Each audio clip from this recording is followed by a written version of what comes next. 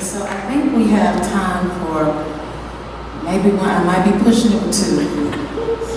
I'm actually a little bit. We have time for a question from the audience. We do have a question. If you would just come forward so we can get your mic. Or Deanna, can you pass this mic to our sister?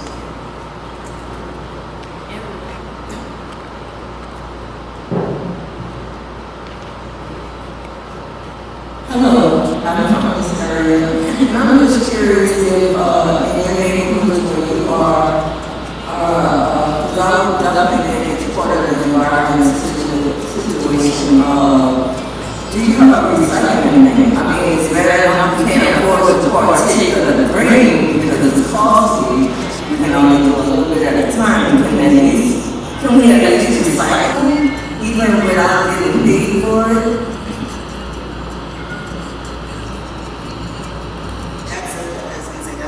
Interesting one right now. So yes, there is a lot that's happening around recycling. I will tell you, I live in, I'm from Mississippi, I'm from the Mississippi Delta. I live in Oxford, Mississippi now. So I am in and around sort of what we call blue dot and red space, where definitely we should be able to have recycling that's paid for and readily picked up, and we do not. But I also sort of have to push back against where we are now beginning to see industry polluters reframe recycling, because there is something out here too called chemical recycling. There is the burning of plastics. There are the things that are being collected and communities and people are paying for it, and you're thinking that you're recycling, but in reality they're taking it and putting it in a landfill and not doing anything with it than what they say they're doing. We don't want that. We do not want that. So what I encourage everybody to do is let's learn up and understand what's really happening with the materials, and let's stop using the materials in the first place. If we can stop single-use plastics, we don't have as much to recycle as they're telling us we need to recycle. See, they put the onus back on us to tell us, you individuals, it's your responsibility to do something, and they keep creating product. When in reality, we need to change what the product is and how the product is made so that we don't need to be in a situation where we have to pay to save our own planet. I think about the water crisis in Jackson, Mississippi. And I remember when Jackson's water crisis hit, and in my role as mayor, I've been through a water crisis before. It hurt me the other day to find out that just yesterday we have people that I work with who didn't have water pressure here in New Orleans because the water pressure had suffered for one reason or another. So been there with the water. But that usually means that in communities of colors we have to use this in order to fill up a bathtub.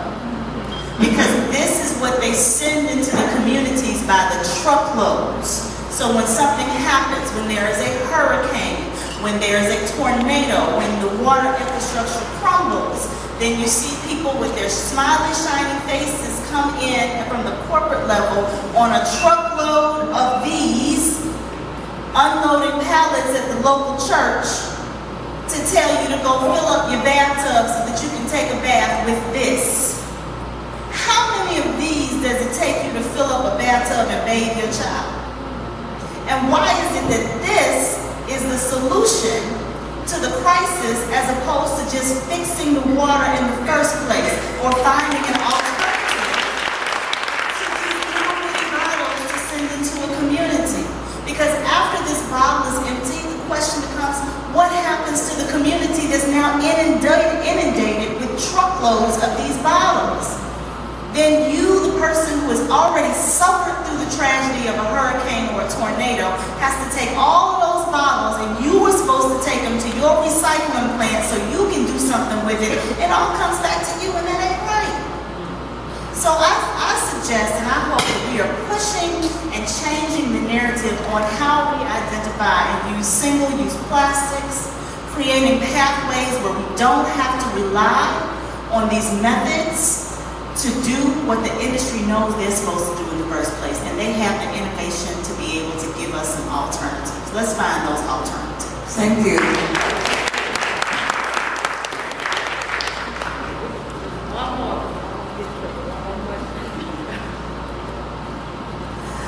Good afternoon, ladies, and thank you all so much for the amazing work. In this very historic moment, the word that I didn't hear that challenges me is scaling.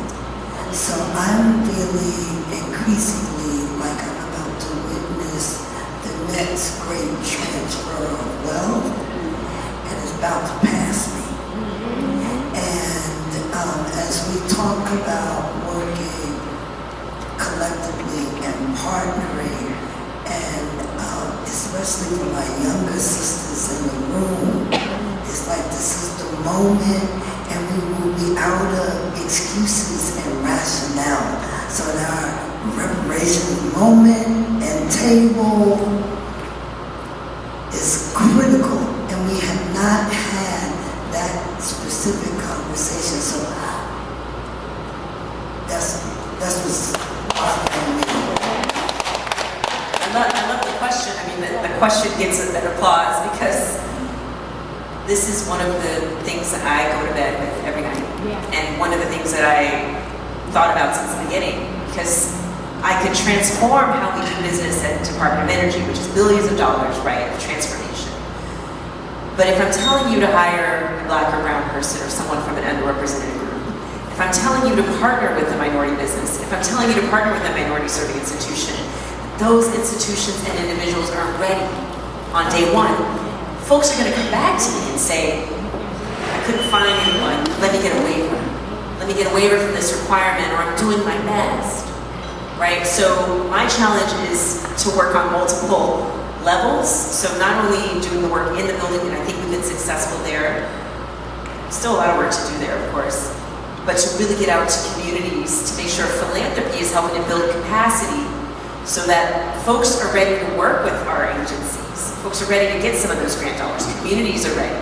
We have workforce training programs where young people are ready to work in the clean energy economy.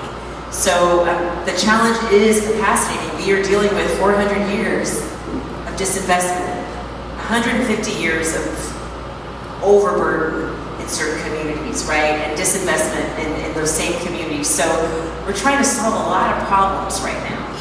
And the issue of scale is one that I grapple with.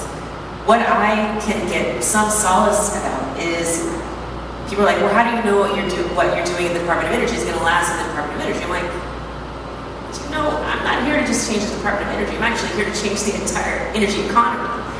So if we can change the way all of the energy economy is functioning, we can get to that question of scale. I thought you were actually going to ask, not about scale, but about the fact that we are in an industrial revolution.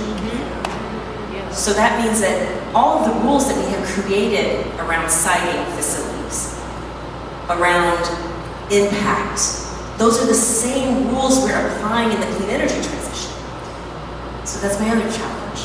Right? I'm not only trying to make sure communities are ready for all this money coming into their communities, black and brown businesses are ready, that women-owned businesses are ready, but I'm also trying to change some of the rules of the game in the meantime, because we cannot have the clean energy system burden EJ communities and create the same harm that we see with fossil fuel industries in the name of fighting the climate crisis. We're not only going to make a lot of harm for generations, but we're actually going to lose on climate too.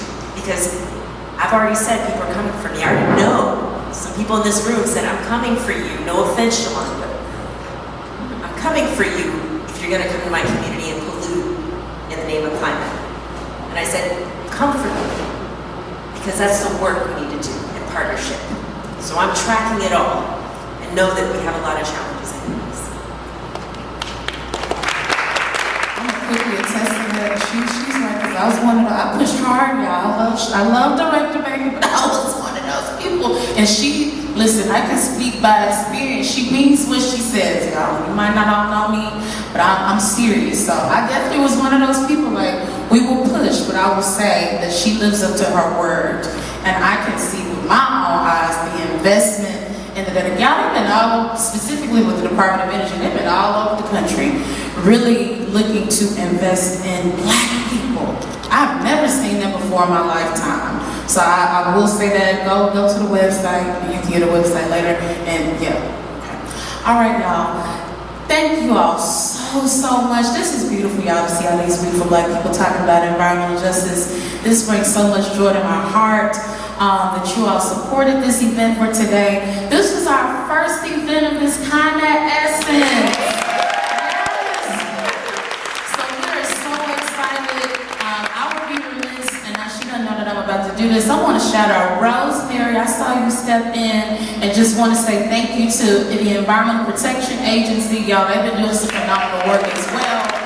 I know we touched a bit on the Department of Energy, but definitely want to give a shout out there. Thank you so much for coming. Y'all have a good time at Essence, and remember, rest and recreate, okay? This is a celebration of Black women, so thank you all so much. It's still food that I see. Please continue to engage. Please continue to mingle before they put us out. But thank you all so much. And make sure that you get tote bags outside so we don't have to take those back on the road. And you can have some cute swag. But thank you all so much for coming. Say again. What's your hashtag? Oh, hashtag. Oh, thank you. Hashtag Young Gifted and Green. Hashtag BM4F.